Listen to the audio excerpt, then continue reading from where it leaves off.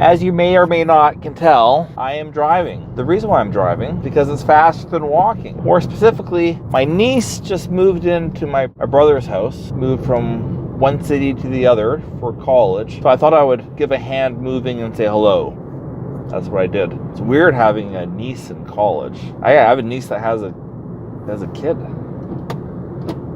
Anyways, I'm getting old. I'm an old man. Anyways, while I was driving in my brother's town here, I saw a guy that I would see growing up my whole life. The majority of the population is white here.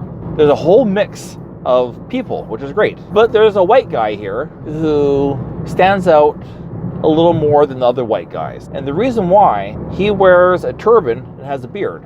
This is not a light-skinned man with ancestry from or heritage from India. He's a white guy with a turban and a beard. Something you don't see all the time. Turbans, beards.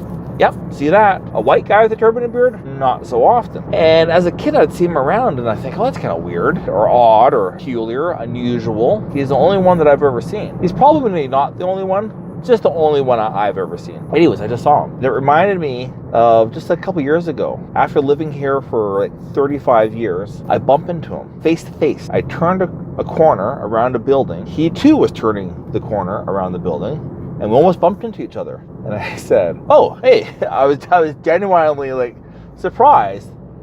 I was like, oh, there you are. And he looked at me, you know, like, what is that supposed to mean? And I said, so I've seen you around my whole entire life. I guess now we've met. And he looks at me peculiar. I'm like, well, you're the only white guy with a beard and a turban, so you kind of stand out.